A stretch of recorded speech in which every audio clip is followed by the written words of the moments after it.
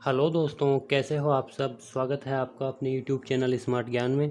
तो दोस्तों, आज हम इस वीडियो में बात करने वाले हैं कि ट्रेनिंग मेट के लिए कौन सी बेस्ट बुक्स रहेगी जिनको पढ़कर हम एग्ज़ाम को क्वालिफाई कर सकते हैं।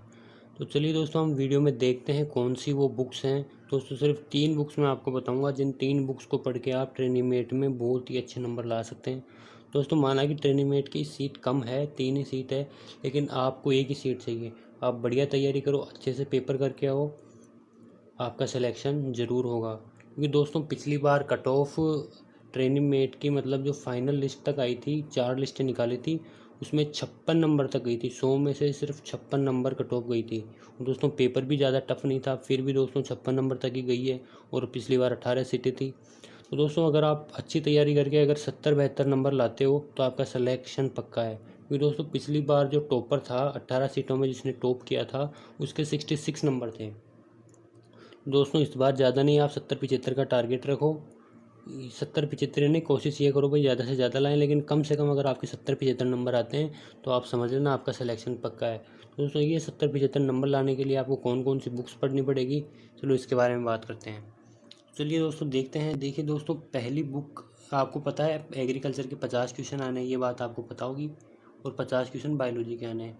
तो एग्रीकल्चर के 50 क्वेश्चन है, उसके लिए आपको सिर्फ एक बुक पढ़नी है, नीमराज सुंडा, जो सुपरवाइज़र के लिए पढ़ी जाती है। अगर दोस्तों आप नीमराज सुंडा को कंप्लीट पढ़ लेते हो, उसमें लिखे एक एक टॉप पॉइंट को अगर आप याद कर लेते हो, अपने माइंड में फिट बैठा लेते हो, तो दोस्तों मैं आपको गारंटी देता हूँ इस नीमराज सुंडा से बाहर कुछ भी नहीं जाएगा। क्योंकि दोस्तों, ये 12th लेवल के एग्ज़ाम में बहुत ज़्यादा डीप नहीं पूछा जाएगा एग्रीकल्चर।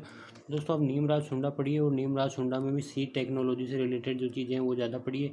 प्लांट फिजियोलॉजी है, ये चीज़ ज़्यादा पढ़िए। और इसके अलावा सॉइल साइंस, हॉर्टिकल्चर भी थोड़ी बहुत पढ़िए। आप एनिमल हस्बेंड्री को थोड़ा कम देख सकते हैं, लेकिन एग्रोनॉमिक पे ज़्यादा फोकस कीजिए। ठीक है दोस्तों, एग्रीकल्चर के लिए तो ये बेस्ट बुक है। अब चलिए दोस्तों, देखते हैं हम बायोलॉजी के लिए। बायोलॉजी के 50 क्वेश्चन हैं। दोस्तों, बायोलॉजी के 50 क्वेश्चन हमें कैसे कवर करने हैं। दोस्तों, इसके लिए मैं आपको बता दूं, इसके लिए आपको NCERT की बुक आती है 11th 12th क्लास की।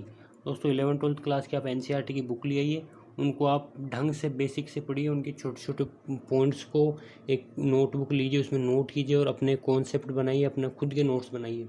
जब दोस्तों आपके सारे कॉन्सेप्ट क्लियर हो जाए तो उसके बाद में आप एक लूसेंट की ऑब्जेक्टिव आती है biology, objective biology by Lucent, वो खरीद लिए। उसमें लगभग 2-3 हज़ार क्वेश्चन है बायोलॉजी के, उनको आप सोल्व कीजिए। और इसके अलावा आपने 12th में अगर आपने जेट की तैयारी की है या कोई कोचिंग की है किसी भी तरह की, तो उन नोट्स को पढ़िए दोस्तों।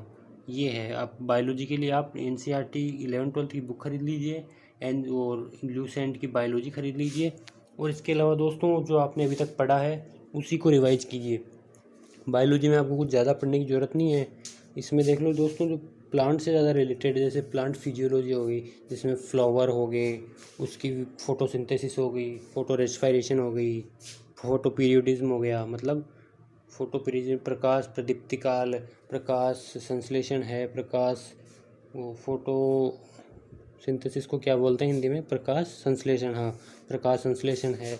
इन चीज़ों पे ज़्यादा फोकस कीजिए। इसके अलावा इकोलॉजी, इकोलॉजी भी बायोलॉजी में इम्पोर्टेंट है। इकोलॉजी जिसमें कौन कौन सी स्पीसीज में मतलब एक दूसरे से कैसे प्रभाव डालते हैं।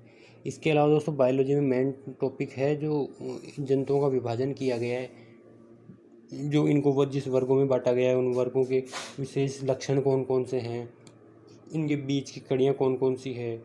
ठीक है दोस्तों, ये चीज़ें आपको बायोलॉजी में पढ़नी है। तो दोस्तों, आप अगर पिछले साल का पेपर देखना चाहते हैं ट्रेनिंग मेट का, दोस्तों मैं अगली वीडियो में वो पेपर लेके आ रहा हूँ। दोस्तों, आप चैनल को सब्सक्राइब कर लीजिए, जिससे क्या होगा ना, आपको हर चीज़ का पता लग जाएगा।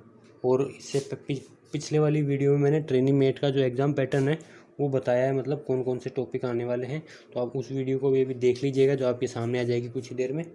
तो दोस्तों, ये न्यूज़ है आपकी। अब आपको और भी कुछ किसी तरह का कोई डाउट हो तो आप कमेंट बॉक्स में मेरे को करके बता दीजिएगा, और मैंने आपको बता दिया आपको क्या पढ़ना है। इसके अलावा पेपर मैं अगली वीडियो में सब पोस्ट के लिए आऊँगा।